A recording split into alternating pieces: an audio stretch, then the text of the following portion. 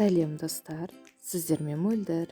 Бүгін сіздерге қызылшадан ерекше дәмді болып шығатын салаттың рецептісімен бөліскім келеді. Видеоны соңына дейін қараңыздар.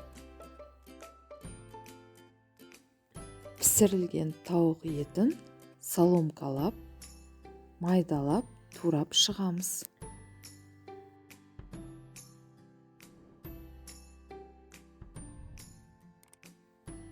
Жуылып тазаланған қиярымызды да соломкалап тураймыз.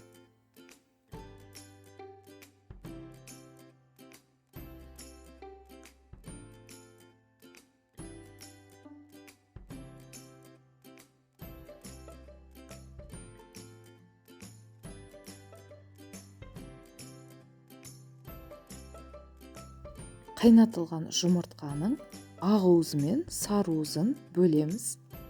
Ақ уызын соломкалап тураймыз.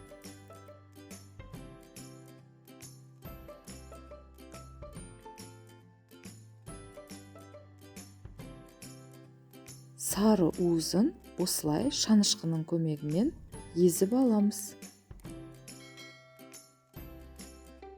Піскен қызылшаны үккіштен өткіземіз.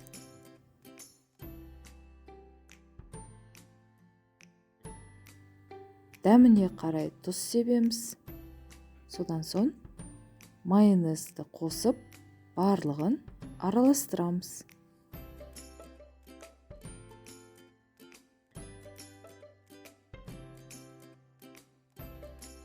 Салат ерекше дәмді болып шығады. Менің жолдасыма ұнаған салаттардың бірі.